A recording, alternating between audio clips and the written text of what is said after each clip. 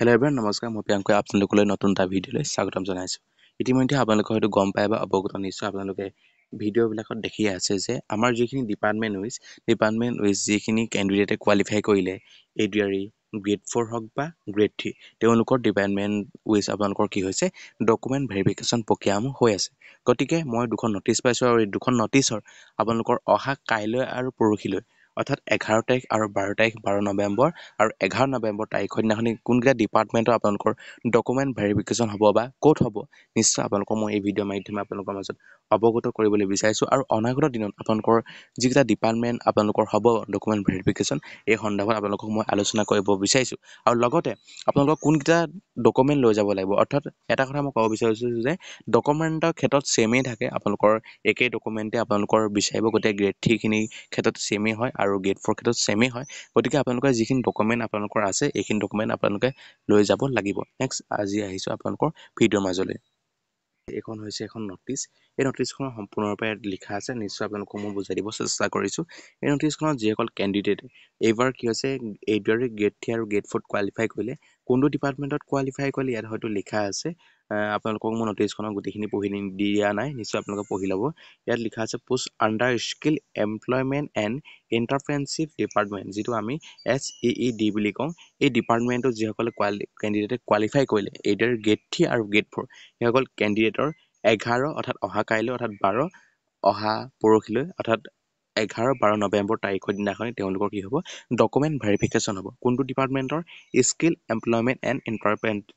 এণ্টাৰপ্ৰেনৰশ্বিপ যিটো ডিপাৰ্টমেণ্ট হয় তেওঁলোকৰ ডকুমেণ্ট ভেৰিফিকেশ্যন হ'ব। গতিকে নিশ্চয় আপোনালোকক মই ইয়াত দেখাব বিচাৰিছোঁ আপোনালোকৰ কোনটো ভেন্যুত হ'ব। ইয়াত লিখা আছে গ্ৰেড 3 আৰু গ্ৰেড 4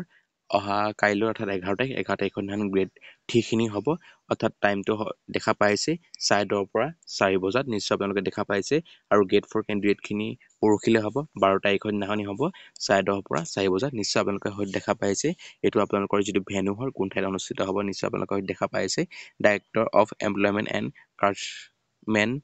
ট্ৰেইনিং আছাম ৰেহাবাৰী গুৱাহাটীত আপোনালোকৰ এইটো ভেন্যুলৈ আপোনালোকে যাব লাগিব আৰু আপোনালোকৰ এইটো ঠাইত আপোনালোকৰ ডকুমেণ্ট ভেৰিফিকেশ্যন হ'ব পুৱা 10:30 বজাৰ পৰা 4 বজাত নিশ্চয় আপোনালোকে হয়তো গম পালেই। আৰু নেক্সট আহিছোঁ কোনকেইটা ডকুমেণ্ট আপোনালোকৰ লাগিব নিশ্চয় আপোনালোকক এই ডকুমেণ্টৰ সন্দৰ্ভত ক'ব বিচাৰিছোঁ। চিলেক্টেড কেণ্ডিডেট যিসকল কেণ্ডিডেট কোৱালিফাই কৰি আছে এই কথাটো কৈছে document verification process along with there 11 original document তেওঁলোকে অৰিজিনেল ডকুমেণ্টখিনি লৈ যাব লাগিব লগতে যিখিনি ডকুমেণ্টৰ চেল্ফ এটেচ কৰিব লাগিব আৰু ফটোকপিজ অফ দ্য ফ্লয়িং কোনকেইটা নিব লাগিব ইয়াত হয়তো দেখা পাবই। ইয়াত হয়তো লিখা আছে প্ৰথম হৈছে কপি অফ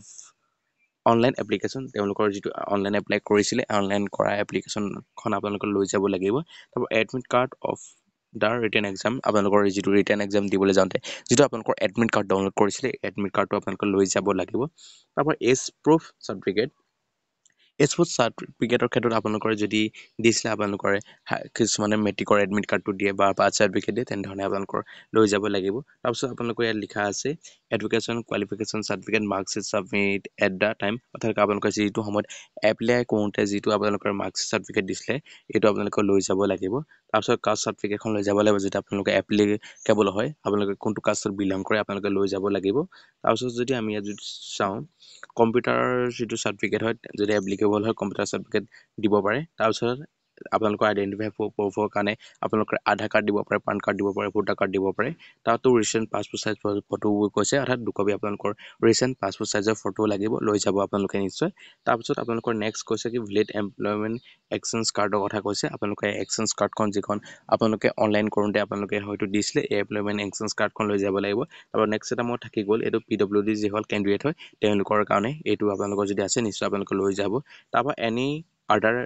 যিটো ডকুমেণ্ট হয় তেওঁলোকে যদি দিছে নিশ্চয় আপোনালোকে লৈ যাব পাৰে। তাৰপিছত if the candidate has been provisional degree pass certificate final marksheet need to B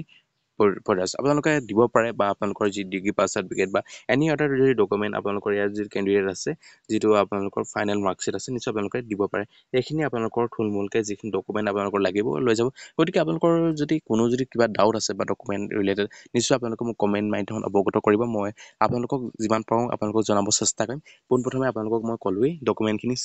ছেমেই থাকে যিকেইটা আপোনালোকে হয়তো দেখা পাইছে আৰু আপোনালোকক এটা কথা কৈ দিছোঁ অৱগত কৰি দিছোঁ এইটো হৈছে স্কিল এমপ্লয়মেণ্ট এমপ্লয়মেণ্ট এণ্ড ইণ্টাৰপ্ৰেনশ্বিপ যিটো ডিপাৰ্টমেণ্ট হয় SEED যিসকল কেণ্ডিডেটে কোৱালিফাই কৰিছে সেইসকল কেণ্ডিডেট তেওঁলোক যাব লাগিব হা নিশ্চয় আপোনালোকক মই দেখালোঁ এতিয়া নেক্সট যিখন নটিছখন আহি পৰিছে এই নটিছখনৰ মাজলৈ মই আগবাঢ়িছোঁ এই ডিপাৰ্টমেণ্টটো নিশ্চয় আপোনালোকে হয়তো ইয়াত দেখা পাইছে মই আপোনালোকক মই ইয়াত দেখাই দিব বিচাৰিছোঁ ইৰিগেশ্যন ডিপাৰ্টমেণ্ট অৰ্থাৎ ইৰিগেশ্যন ডিপাৰ্টমেণ্ট যিটো জলসিঞ্চন বিভাগ হয় এই জলসিঞ্চন বিভাগৰ যিসকল কেণ্ডিডেটে কোৱালিফাই কৰিছে ইয়াত লিখা আছে category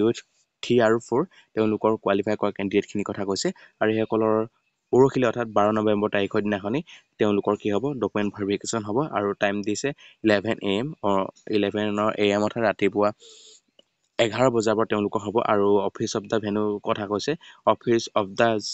chief engineer irrigation Assam Chandmari Guwahati তেওঁলোকৰ যিটো ভেনু হয় তাত আপোনালোকে লৈ যাব লাগিব ডকুমেণ্ট লৈ যাব লাগিব ইয়াত আপোনালোকে হয়তো দেখা পাইছে এই ছেমেই ডকুমেণ্ট হয় আপোনালোকে হয়তো দেখা পাবই নিশ্চয় টেষ্ট কপি লৈ যাব লাগিব অৰিজিনেল ডকুমেণ্ট কৰিব লাগিব চেলেৰি টেষ্ট কৰি লৈ যাব লাগিব 2 চিট ইন 2 চিট দেখা পাইছে দুখন আপোনালোকে লৈ যাব লাগিব ইয়াত আপোনালোকে হয়তো দেখা পাইছে online application admit card written exam যিটো আপোনালোকৰ মই হয়তো কৈছিলোঁ এইকেইটা আপোনালোকে লৈ যাব লাগিব তাৰপৰা এজ প্ৰুফ চাৰ্টিফিকেট হিচাপে আপোনালোকে যি দিছে তাক লৈ যাব লাগিব তাৰপিছত আপোনালোকৰ এডুকেশ্যন কোৱালিফিকেশ্যনৰ বাবে যিখিনি আপোনালোকে দিছে এইখিনি আপোনালোকে লৈ যাব লাগিব আৰু এমপ্লয়মেণ্ট এক্সচেঞ্জ কাৰ্ডখন আপোনালোকে লৈ যাব লাগিব কাষ্ট চাৰ্টিফিকেট আপোনালোকৰ যদি আছে লৈ যাব লাগিব আপোনালোকৰ যিসকল কেণ্ডিডেট কোনটো কাষ্টত বিলং কৰে এইটো বাবে আপোনালোকে কাষ্ট চাৰ্টিফিকেট লৈ যাব লাগিব তাৰপিছত যদি আপোনালোক PWD কেণ্ডিডেট আছে বা ডিছেবিলিটি কেণ্ডিডেট হয় তেওঁলোকে এখন লৈ যাব লাগিব তাৰপৰা এক্স চাৰ্ভিচমেন যদি হয় আপোনালোকে লৈ যাব লাগিব তাৰপৰা এড্ৰেছ প্ৰুফৰ বাবে আপোনালোকে থাকাটো লৈ যাব এড্ৰেছ প্ৰুফৰ কাৰণে এইকেইটাই হৈছে আপোনালোকৰ থুলমূলকৈ ডকুমেণ্ট হয় আৰু আপোনালোকে হয়তো গম পাইছে এইটো হৈছে ইৰিগেশ্যন ডিপাৰ্টমেণ্টৰ ডকুমেণ্ট ভেৰিফিকেশ্যন 12 তাৰিখৰ দিনাখনি হ'ব নটিছ আপোনালোকৰ মাজত অৱগত কৰিলোঁ এই দুটা যিখন নটিছ অহা কাইলৈ আৰু পৰহিলৈ হ'বলৈ গৈ আছে আৰু নেক্সট যদি আপোনালোকৰ যদি নটিছ আহে নিশ্চয় মই ভিডিঅ' মাধ্যমে আপোনালোকৰ মাজত অৱগত কৰিম কোনকেইটা ডিপাৰ্টমেণ্টৰ আহিব অনাগত দিনত মই আপোনালোকৰ মাজত ভিডিঅ' মাধ্যমে অৱগত কৰিম গতিকে এই দুটা কথা আপোনালোকৰ মাজত অৱগত কৰিলোঁ আজিৰ ভিডিঅ'টো ইমানেই ধন্যবাদ জয় অসম